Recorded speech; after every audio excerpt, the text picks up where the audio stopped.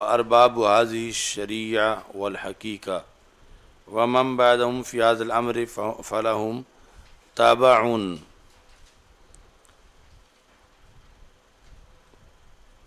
اچھا جی، جو بعد میں ہیں وہ ان کے تابع ہیں۔ تابعون تابع۔ اچھا جی، ومن بعدهم اے من اتا بعد هؤلاء الائمۃ فی الزمان سالکا فی هذا الامر، یعنی اس میدان کے اندر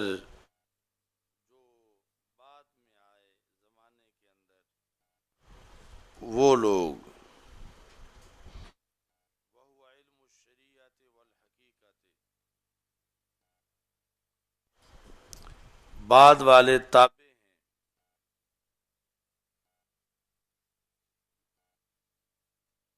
اچھا جی، پہلوں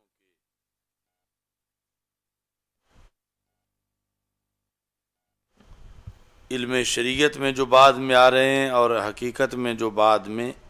آ رہے ہیں۔ اذ ہم الائمۃ فیہ، چونکہ پہلے اس فیلڈ میں امام ہیں،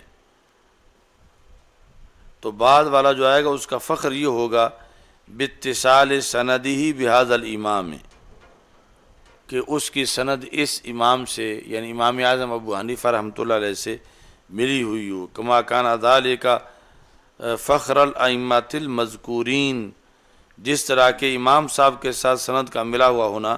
یہ ان مذکورہ ائمہ کے لیے فخر تھا، الذین افتخروا بذالک، جنہوں نے اس کے ساتھ اس چیز کے ساتھ فخر کیا، وتابعوہ فی حقیقتہ، اور انہوں نے امام اعظم ابو حنیفہ رحمۃ اللہ علیہ کی پیروی کی اس امر کی حقیقت میں، اور پیروی کی آپ کی مشرب کی، وقت ادا کثیر منہم بطریقتہ و مذہبہ، اور بہت سے لوگوں نے ائمہ میں سے آپ کے طریقت کی اور آپ کے مذہب کی پیروی کی۔ فَلَهُمْ، اس کا تعلق ہے تابعن کے ساتھ، اور تابعن تحریک کے ساتھ، یعنی تبعن نہیں تابعن، یہ تابع کے معنی، یہ خبر ہے مبتدا معذوف کی، اور جملہ خبر ہے سارا مل کے من کی، اور اس پر فا داخل ہوا کیونکہ من کے اندر من عموم کا ہے، اور تو یہ شرطیہ کے مشابہ ہوا۔ آگے فَكُلُّ مَنْ خَالَفَ مَا تَمَدُوهُ مردود،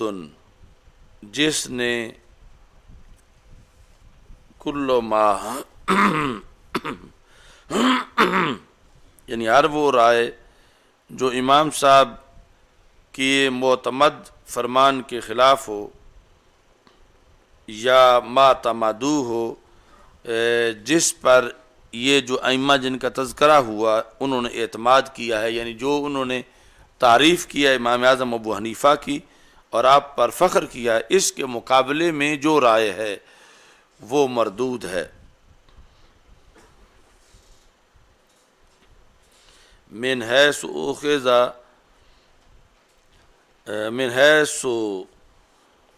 اخذ علم الحقیقت عنہ، کیونکہ حقیقت کا علم جو ہے وہ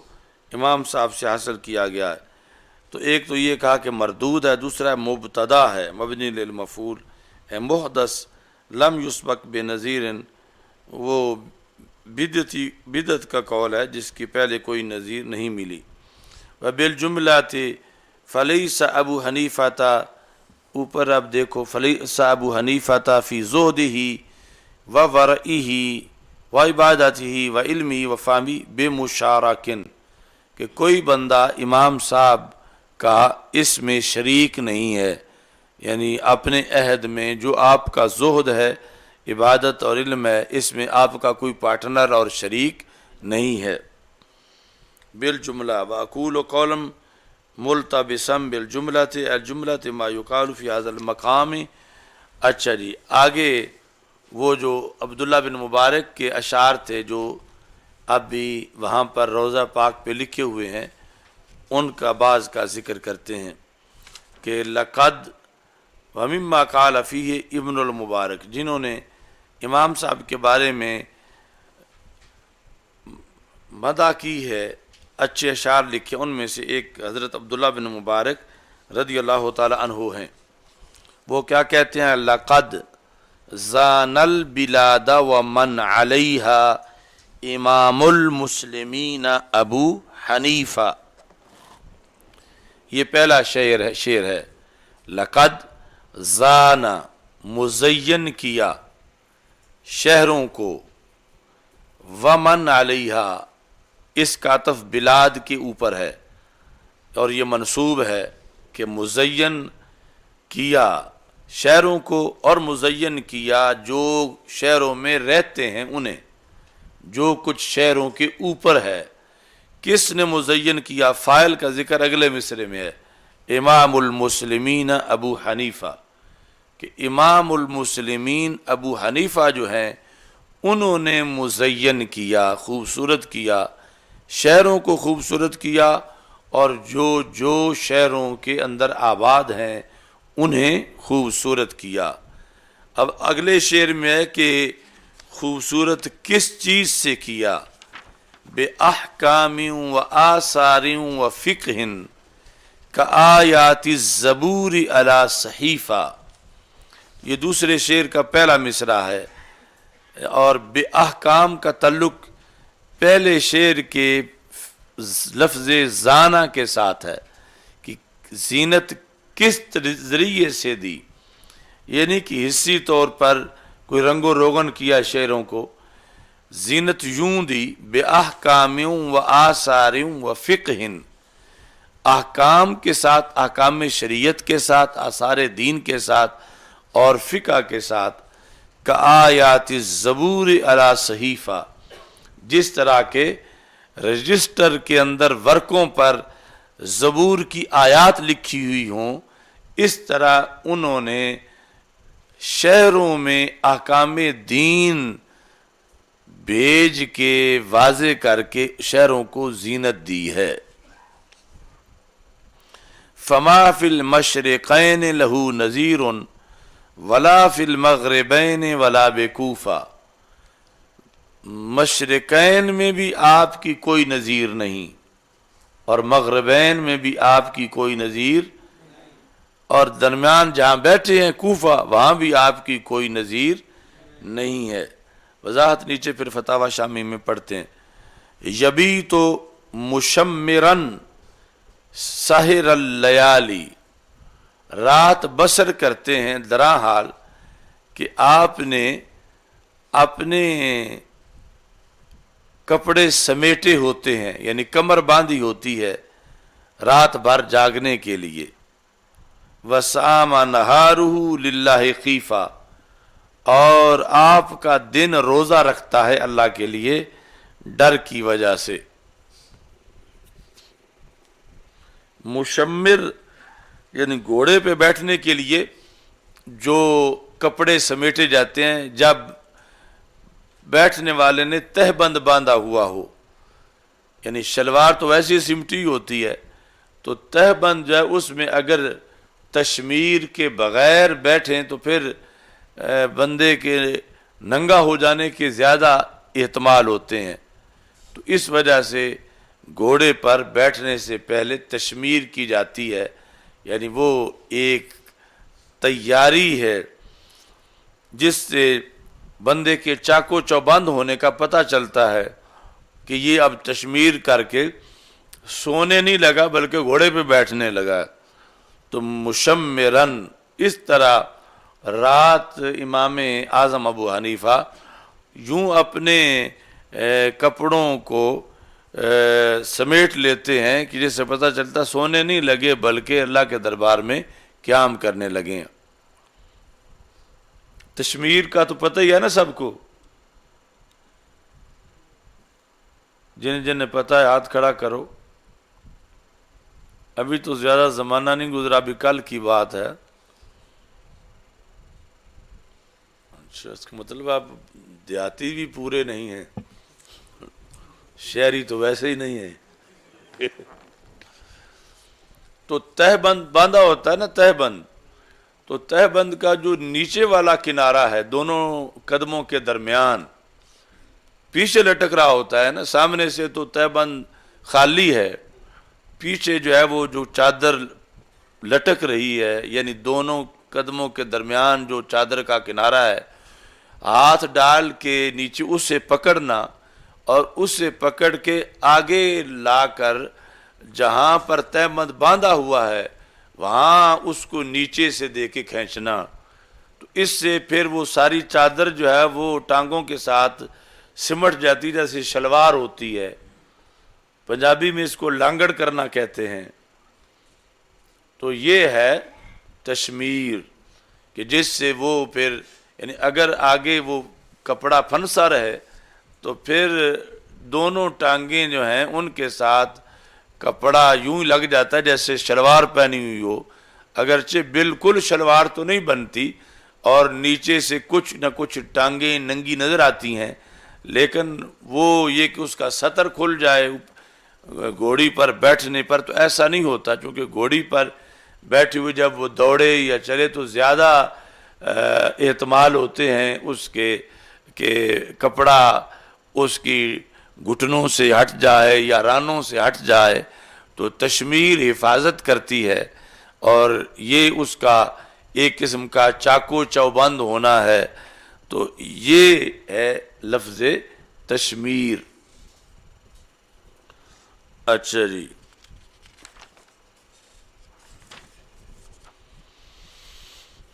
ساما نہارہ، یہ تم نے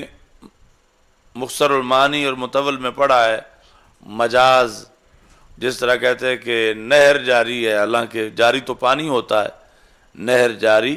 نہیں تو مجازن کہتے ہیں، ایسے ہی روزہ تو بندہ رکھتا ہے تو مجازن کہہ جاتے ہیں ساما نہارہ، فلاں کے دن نے روزہ رکھا ہوا ہے، تو یہاں ہے ساما نہارہ للہ خیفہ، کہ امام اعظم اپنے دن کو روزہ رکھتے تھے اللہ کے ڈر کی وجہ سے۔ فمن کا ابی حنیفہ فی اولہ امام للخلیقۃ والخلیفہ، کون ہے وہ دنیا میں جو امام اعظم ابو حنیفہ جیسا ہو بلند شان میں، یعنی اس وقت سے لے کر بعد میں پہلوں کے ساتھ مقابلہ نہیں ہے۔ فمن کا ابی حنیفہ فی علا ہو،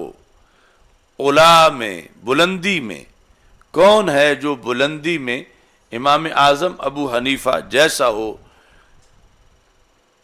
کیا بلندی ہے ان کی؟ امام للخلیقۃ والخلیفہ، کہ ساری رعایا بھی ان کو امام مانتی ہے، بادشاہ بھی ان کو امام مانتا ہے، یعنی بادشاہ اگرچہ دشمن ہے لیکن صلاحیتوں کا قائل ہے، اس لیے وہ کہتا ہے کہ یہ میرے چیف جسٹس بنے، امام للخلیقۃ والخلیفہ۔ اچھا جی، اب یہاں تک نیچے شامی پڑھ لو۔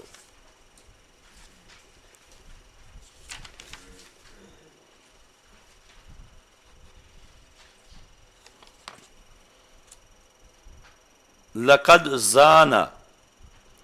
الاخری من الزین، زینت دینے سے ہے، وہو ضد الشین، شین ہوتا ہے عیب لگانا، تو زین ضد ہے شین کی۔ ایک میں جلسہ تھا تو ایک خطیب صاحب نے وہ زبان ان کی پھسل گئی تو ان کا آج کا عظیم الشین جلسہ، تو تو عظیم الشان جو ہے اگر اس کو عظیم الشین پڑھ دیں تو شین جو ہے وہ ہے عیب، تو یہ شین ضد ہے زین کی۔ یقال زانہ و ازانہ و زینہ و ازینہ، تو یہ انہوں نے لغت میں کہا کہ یہ مجرد جو ہے اس کی موافقت ہے مزید کے ساتھ، یعنی یہ جو زان ہے یہ بھی متعدی ہے، ویسے تو متعدی بنانے کے لیے باب افعال پہ لاتے ہیں، اور اکرما یا تفیل پہ کرما، تو یہ جو ہے مجرد بھی وہی معنی دیتا ہے، اس واسطے کا زانہ و ازانہ، ازینہ باب افعال، وزینہ و ازینہ، یعنی اگر قانون نہ بھی لگائیں یہ سب ایک ہے، جس طرح کہ القاموس المحیط میں ہے۔ اور بلاد جو ہے یہ بلد کی جمع ہے۔ بلد کیا ہے؟ کل قطعۃ من الارض مستحیزۃ عامرۃ او غامرۃ، ہر زمین کا ٹکڑا جس کی کوئی علیحدہ شناخت ہے، جو آباد ہو یا گنجان آبادی والا ہو، قاموس میں ہے من علیہا لقد زان البلاد و من علیہ۔ اب زمین پر تو بہت سی چیزیں ہیں، دیواریں بنی ہوئی ہیں، درخت ہیں، تو امام صاحب نے کہا درختوں کو بھی زینت دی، دیواروں کو بھی، تو یہ کہتے ہیں بالخصوص مراد ہیں اہلھا، یعنی جو رہتے ہیں انسان، ان کو زینت دی کہ اگر یہ فقہ یا دین کے احکام نہ پڑھیں تو پھر ڈنگروں جیسے ہیں، اگر دین کے احکام کے مطابق زندگی بسر کریں تو پھر اشرف المخلوقات اور عظمت والے ہیں۔ اچھا جی،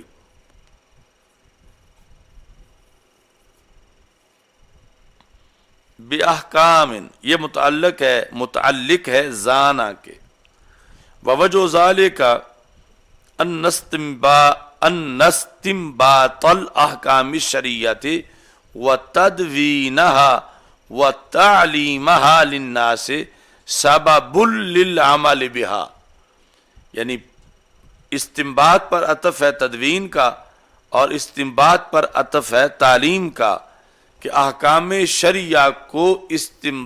مستنبط کرنا پہلے نمبر پر، پھر ان کو مدون کرنا، پھر وہ احکام لوگوں کو پڑھانا، یہ تینوں چیزیں سبب ہیں ان احکام پر عمل کا، کہ ایسا اگر ہوگا تو لوگ عمل کر سکیں گے۔ اگر احکام مستنبط ہی نہ ہوتے جو مجتہدین نے، امام صاحب نے کیے ہیں، تو عمل پھر کوئی ان پہ کیسے کرتا؟ اچھا جی، ولا شک ان الانقیاد للاحکام الشرعیۃ، اس میں کوئی شک نہیں کہ احکام شرعیہ کے سامنے جھک جانا، یعنی اکڑنا نہیں، ان کو احکام شرعیہ کے سامنے سر تسلیم خم کر لینا کہ ہم ان پہ عمل کریں گے۔ انقیاد اور عمل، انقیاد للاحکام الشرعیۃ وعمل الحکام بها والرعیۃ، جب حکمران اور رعایا دونوں ہی شریعت کے احکام پر عمل کریں تو یہ ہے زین للبلاد والعباد، اب وہ ملک اور وہ شہر خوبصورت ہے کہ جہاں شریعت پہ عمل ہو رہا ہے۔ اگر شریعت پہ عمل نہ ہو، خواہ سڑکیں شیشے کی ہوں اور بازار سونے کے ہوں، تو وہاں پر زینت نہیں ہے۔ زینت وہاں ہے جہاں بادشاہ اور رعایا شریعت پہ عمل کریں، اور شریعت پہ عمل تب ہو سکتا ہے جب شریعت کے احکام مدون ہوں، اور مدون تب ہوں جب مستنبط ہوں۔ تو اس بنیاد پر امام صاحب نے زینت بخشی ہے سارے شہروں کو۔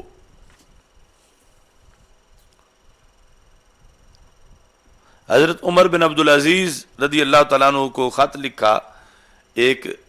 علاقے کے گورنر نے کہ میرا شہر جو ہے وہ بڑا پرانا ہو گیا ہے، تو دیواریں گر رہی ہیں، یعنی اتنا وہ قدیمی شہر ہے، تو کوئی گرانٹ منظور کرو تاکہ ہم اس کی ترمیم کر سکیں، مرمت کر سکیں۔ تو آپ نے جواب میں خط لکھا کہ شہروں کی پختگی کے لیے میرے پاس یہ لاہ عمل ہے کہ کہ تم اپنے شہر میں عدل کرو، تو عدل سے شہر کو دوام مل جائے گا، یعنی وہ حصی طور پر جو کمزوری ہے وہ بھی ختم ہو جائے گی۔ یعنی عدل اصل سبب ہے شہروں کی آبادی کا، باقی جتنی بھی گرانٹیں دی جائیں اگر وہاں ظلم ہوگا تو وہ شہر مٹ جائیں گے، وہ شہر آباد نہیں رہیں گے۔ تو شہروں کی آبادی کا طریقہ ہے کہ وہاں حکمران ظلم نہ کریں، عدل کریں۔ تو یہ جواب دے کر آپ نے اس کو مطمئن کیا۔ تو اس طرح یعنی ایک آج زینت کا حصول ہے کہ کہتے ہماری گلیاں پیرس جیسی بن جائیں گی، ہم پاکستان کو ترقی دیں گے، ہم اس کو یورپ بنا دیں گے۔ تو یہ پاکستان کی ترقی حقیقت میں وہ ہے کہ شرعی احکام پہ عمل ہو، تو پھر شہروں کی بھی زینت ہے، شہروں میں رہنے والوں کی بھی زینت ہے۔ اور اگر وہ خدا نخواستہ اگر نہ ہو اور ویسے ہی اس کو پیرس بنا دیا جائے تو یہ اس کی کوئی زینت نہیں ہے، جو کہ زینت شرعی احکام کی نفاذ کی بنیاد پر ہے۔ ہاں اگر ضمناً اسی طور پر بھی علاقے خوبصورت ہوں تو وہ ایک اچھی بات ہے، مگر اصلی زینت جو ہے وہ احکام شرعیہ کا نفاذ ہے۔ آثار اثر کی جمع ہے۔ امام نووی نے شرح مسلم میں کہا الاثر عند المحدثین یعم المرفوع والموقوف کالخبر، کہ لفظ اثر جو ہے وہ مرفوع پہ بھی استعمال ہوتا ہے اور موقوف پہ بھی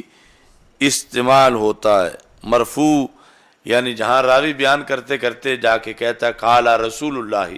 یا سمیت رسول اللہ صلی اللہ علیہ وسلم، اور موقوف جہاں کہتا ہے قال ابن عمر، آگے یہ نہیں ہے کہ وہ کہتے ہیں قال رسول اللہ صلی اللہ علیہ وسلم، بلکہ ابن عمر پر بات ختم ہو گئی یا حضرت عمر پر بات ختم ہوگی اور آگے قول کو بیان کر دیا گیا، تو پتہ چلا یہ ان کا قول ہے، یہ رسول پاک صلی اللہ علیہ وسلم کا فرمان نہیں ہے، چونکہ اس میں انہوں نے رفع نہیں کیا بلکہ یہ موقوف ہے۔ والمختار اطلاق علی المروی مطلقاً، یہ اثر کی تعریف ہے جو راجع تعریف ہے۔ وہ کیا ہے کہ اثر کا اطلاق اس چیز پہ ہوتا ہے جس کو روایت کیا گیا ہو۔ آگے عام ہے کہ صحابی سے روایت کیا گیا ہو یا رسول پاک صلی اللہ علیہ وسلم سے روایت کیا گیا ہو،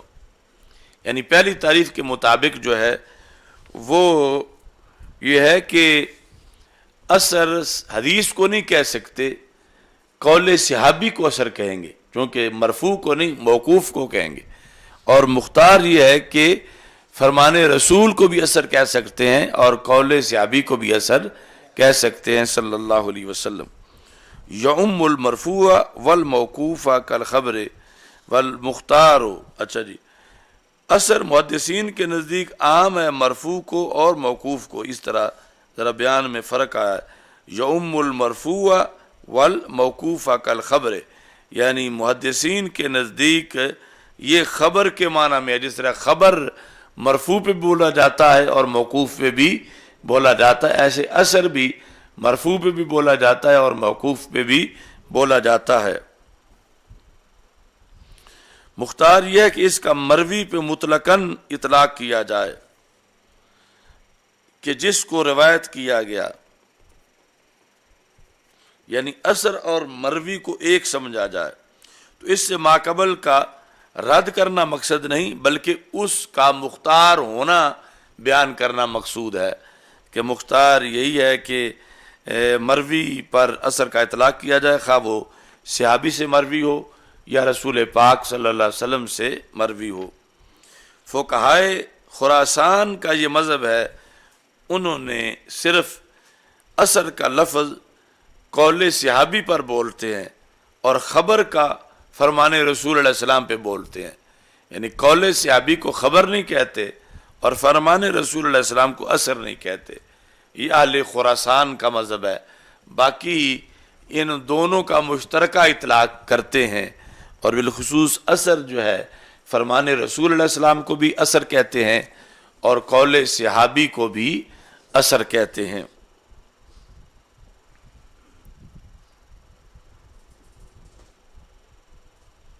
وَلَقَدْ كَانَ رحمہ اللہ تعالی اماماً فی ذالک، امام اعظم ابو حنیفہ رحمۃ اللہ علیہ اس فن میں امام تھے، کیونکہ آپ نے رضی اللہ تعالیٰ عنہ نے اخذ الحدیث عن 4000 شیخ من ائمۃ التابعین وغیرہم، کہ آپ نے 4000 شیوخ سے پڑھا تھا، جن میں سے کچھ تابعی تھے اور کچھ غیر تابعی تھے۔ 4000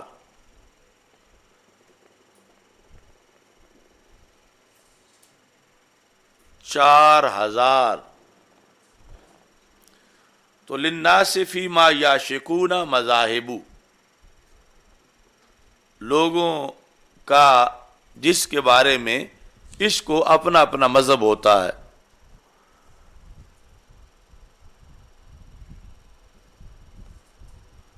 یعنی کبھی کسی جہت کو فضیلت ہوتی ہے، کبھی کسی جہت کو فضیلت ہوتی ہے، یعنی کسی کی شان بیان کرنے والا کو یہ کہے گا کہ حضرت صاحب ساری زندگی اپنے گھر سے باہر نکلے ہی نہیں، اور کبھی یہ حضرت صاحب ساری زندگی گھر بیٹھے ہی نہیں، انہوں نے سفر ہی سفر کیے ہیں تعلیم کے لیے۔ تو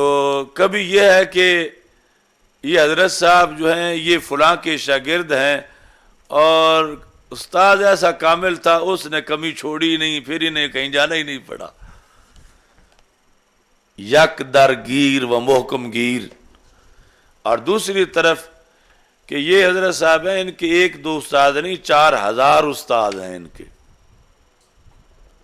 تو یہ یعنی وہ جو زمانہ تھا، وہ زمانہ اس کے اندر شان اس میں بڑی تھی کیونکہ مختلف شیوخ تھے دنیا میں پھیلے ہوئے، تو ایک ایک شیخ کی مرویات جا کے اس سے حاصل کرنا، ورنہ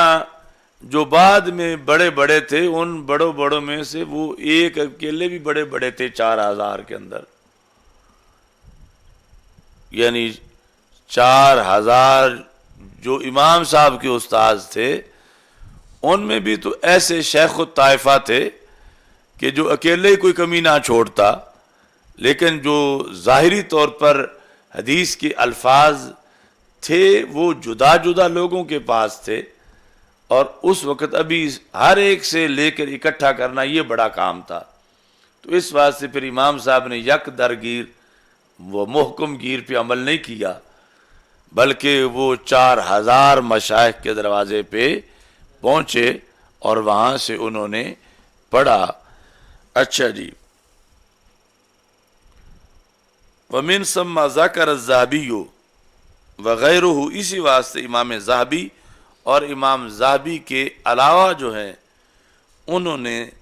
طبقات الحفاظ من المحدثین میں ذکر کیا یہ۔ اچھا جی، اس بات کو اب وہ چواں کرمے کے در سنگے نحاس، زمین و آسمان او ہماس، کہ وہ جو کہتے کہ صرف 17 حدیثیں آتی تھیں، استاد 4000 ہیں اور حدیثیں 17 ہیں۔ یعنی ہر استاد سے اگر 10 بھی پڑھیں تو پھر کتنی بنتی ہیں، اور ادھر کل 17 کہتے ہیں ان کو آتی تھی، اور استاد کتنے تھے؟ 4000۔ کہتے ہیں وَمَنْ زَعَمَ قِلَّتَ تِنَائِهِ بِالْحَدِيثِ، جس نے یہ گمان کیا کہ امام صاحب کی حدیث سے کوئی دلچسپی نہیں تھی یا بہت گھٹ دلچسپی تھی، تو یہ کہتے ہیں چلو وڈے نے آدھے کچھ نہیں سے فہم اما لتساہل، یا تو اس بندے نے پھر تساہل اختیار کیا ہے، یعنی تسامح، صحیح سوچے بغیر ہی بات کر دی ہے، او حسد ہی، یا پھر حسد سے کی ہے. یعنی جس شخص نے حدیث پڑھنے میں اتنی جد و جہد کی کہ 4000 شیوخ کو ڈھونڈا، جا کے پڑھا، تو کیا 4000 کے پاس پڑھنا یہ کوئی چھوٹی دلیل ہے دلچسپی کی، کہ حدیث کے ساتھ ان کی کتنی دلچسپی تھی. آگے اذ کیف یتأتی، کہتے ہیں یہ کیسے یہ بات آ سکتی ہے. یتأتی یہ فعل کا، اس فعل کا صدور کہ 4000 کے پاس پڑھنے جانا کیسے ہو سکتا ہے. ممن اس بندے سے، ہوا کذا، ہوا ممن ہوا کذالک، ممن ہوا کذالک استنباط مثل مستنبطہ من المسائل. اور دوسرا یعنی جتنا آپ نے استنباط مسائل کیا ہے حدیث جانے بغیر، اتنا ہو کیسے سکتا ہے، یہ ممکن ہی نہیں ہے.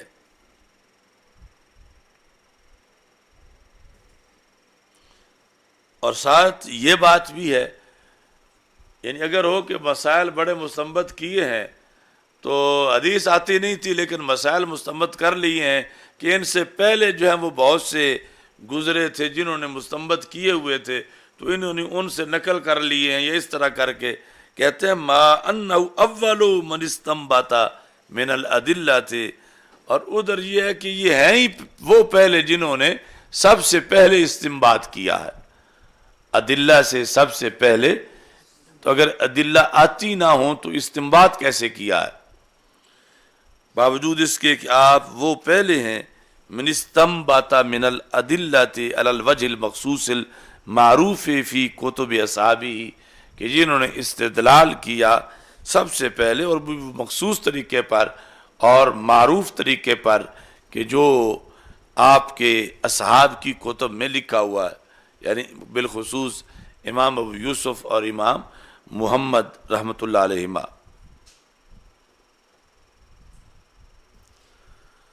اب یہ خصوصی اعتراض کا جواب دیتے ہیں، یعنی ویسے دوسری جہت سے، کہ چونکہ آپ کا زیادہ وقت، بہت زیادہ وقت استنباط میں گزرا، استنباط میں، تو اس بنیاد پر محض حدیث پڑھانے کا موقع ہی نہیں ملا. محض حدیث کی روایت کے، یعنی جس میں صرف متن بیان کیا جائے، لوگ سنتے جائیں، تو پھر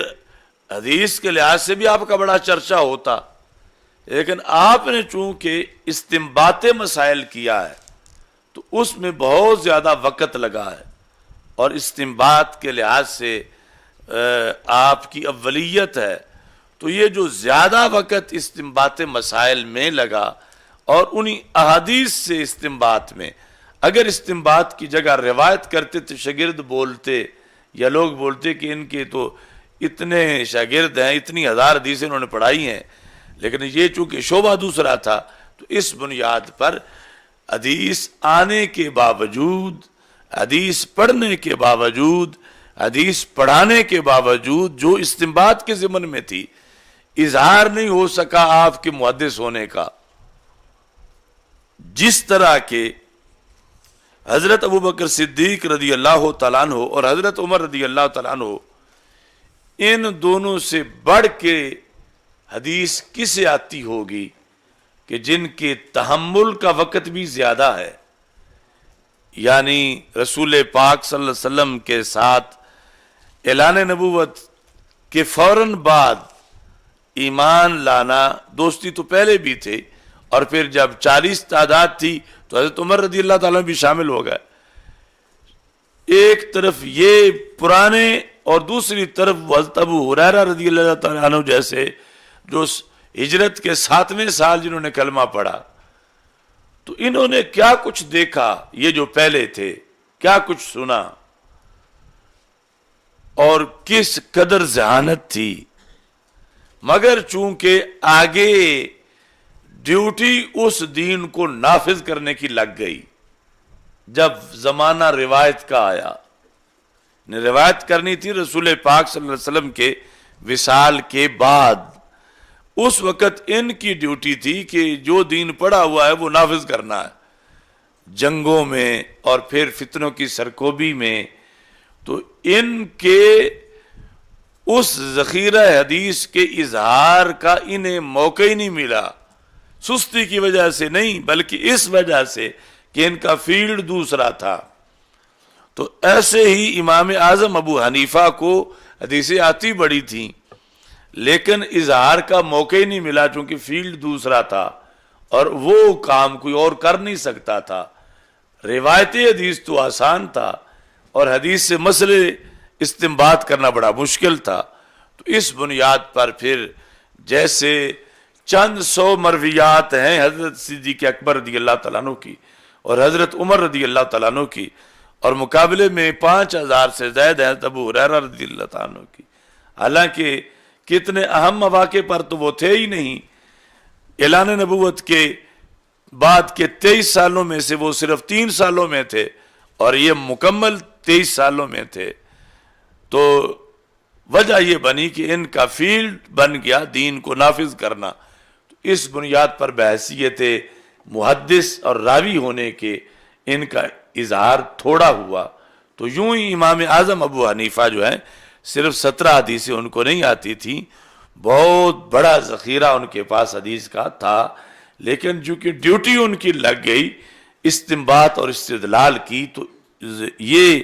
وصف ان کے ظاہر ہونے کا موقع ہی نہیں ملا۔ تو یہ انہوں نے بیان کیا کہ کس وجہ سے امام اعظم ابو حنیفہ نے تھوڑی حدیثیں روایت کی ہیں۔ اچھا جی، یہ پہلے جوابوں کے ہمراہ تیسرا جواب، والے آجال اشتغال ہی، اس امر میں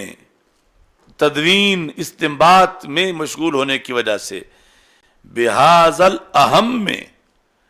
جو اس کے مقابلے میں اہم تھا، چونکہ روایت اگرچہ راوی اور محدث کی شان بڑی ہے مگر وہ تو ان پڑھ بندہ بھی اس معنی میں ان پڑھ کہ اسے درایت حاصل نہیں، جس طرح کہ امام اعمش نے کہا تھا کہ میں امام ابو یوسف رحمۃ اللہ علیہ سے تھے کہ ابھی یہ تمہارے تو والدین کی شادی بھی نہیں ہوئی تھی، میں اس وقت سے یہ حدیث پڑھاتا ہوں، لیکن اس سے جو مسئلہ آپ نے اخذ کیا ہے اس کا مجھے آپ کی زبان سے پتہ چلا ہے، میں ویسے پڑھاتا رہا ہوں مگر مجھے پتہ نہیں تھا کہ اس حدیث سے یہ مسئلہ بھی حل ہوتا ہے۔ لم یظہر حدیث فی الخارج، تو امام اعظم ابو حنیفہ کی حدیث خارج میں ظاہر نہیں ہوئی، اندر تھی۔ کما ان ابا بکر و عمر رضی اللہ تعالیٰ عنہما لما اشتغلا بمصالح المسلمین العامہ، جس طرح یہ دونوں شخصیتیں مصالح مسلمین، یہ ہے سیاست کی اصلاح عوام کے لیے مشغول ہو گئے، لم یظہر عنہما من روایت الاحادیث مثل ما ظہر من صغار صحابہ، چھوٹے صحابہ سے جتنی حدیثیں ظاہر ہوئیں اتنی ان بڑوں سے ظاہر نہیں ہوئیں۔ یہ نہیں کہ انہیں آتی نہیں تھیں بلکہ یہ کہ ان کا اس سے بڑا فیلڈ تھا اور اس کام کا موقع ان کو نہیں ملا۔ ایسے ہی امام مالک اور امام شافعی نہیں ظاہر ہوئیں ان سے حدیثیں مثل اس کی جو ظاہر ہوئیں امن تفرغ للروایات، جس طرح کہ ان سے ظاہر ہوئیں جو کہ فارغی روایت کے لیے تھے،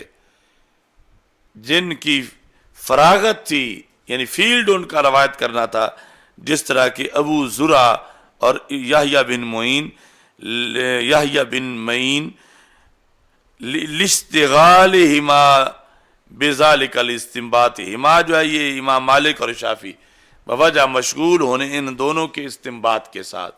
کہ وہ استنباط میں تھے اور یہ دوسرے حضرات جو ہیں یہ روایت میں مصروف تھے۔ الحمدللہ رب العالمین۔